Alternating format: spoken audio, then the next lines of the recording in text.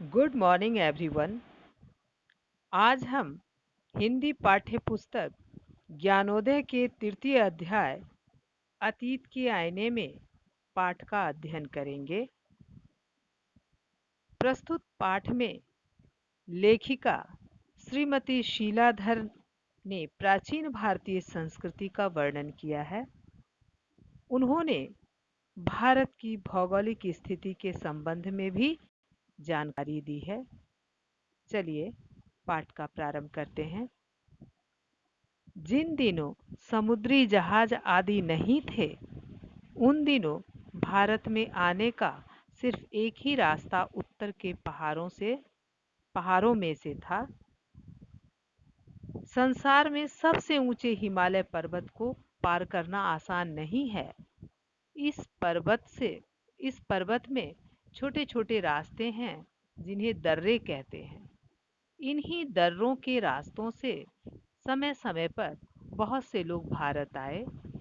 अधिकतर व्यापारी इसी रास्ते से आते थे। यदि हिमालय नहीं होता तो आज भारत की कहानी शायद कुछ और होती।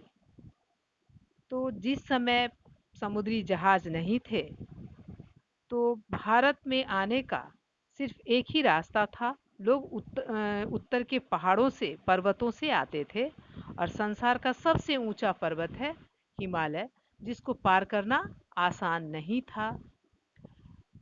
और पर्वत में जो छोटे छोटे रास्ते हैं उन्हें दर्रे कहते हैं। तो दर्रे किसे कहते हैं? पर्वत के बीच से जो छोटे छोटे रास्ते होते हैं उन्हें दर्रे कहते हैं। और इन्हीं दर्रों से बहुत से लोग भारत आते थे और अधिकतर व्यापारी इसी रास्ते से आया करते थे। तो बच्चों, आज यदि हिमालय नहीं होता तो आज भारत की कहानी शायद कुछ और होती। क्या होती भारत की कहानी? हिमालय क्या करता है हम लोगों के लिए? हम लोगों को शत्रुओं से रक्षा करता है। हिमालय हमारे लिए प्रहरी के समान है, पहरेदार है। यह हमें शीत लहरों से बचाता है और हमें बहुत सारी औषधियाँ इससे प्राप्त होती हैं। हिमालय से बहुत सारी नदियाँ भी निकलती हैं। तो यदि हिमालय नहीं होता तो हम लोग समझ रहे हैं कि भारत की स्थिति कुछ और होती। भारत जो आज अखंड भारत हम लोग देख रहे हैं, वो आज अखंड नहीं मिलता, बल्कि खंडित भारत हम प्राप्त करते हैं। प्रकृति ने हिमालय और समुद्रों के रूप में हमारे देश को बड़ी मजबूत सीमाएं दी हैं। तो हिमालय और समुद्र के रूप में हमने मजबूत सीमाएं प्राप्त की हैं। यह हमारे लिए पहरेदार के रूप में खड़े हैं, क्योंकि वो उस ऊंचाई को देखकर कोई भी शत्रु हम पर हमला नहीं कर पाता है। और समुद्र को पार करना उतना आसान नहीं है, जिस कारण हम शत्रुओं से घिरे हुए नहीं होते हैं। इनके कारण ही युग युग से देश की एकता बनी रही है। इस एकता का अपना महत्व है, क्योंकि भारत एक बहुत बड़ा देश है। यहाँ तरह तरह के प्राकृतिक दृश्य हैं और यहाँ की आबो हवा मतलब जलवायु भी अलग अलग है।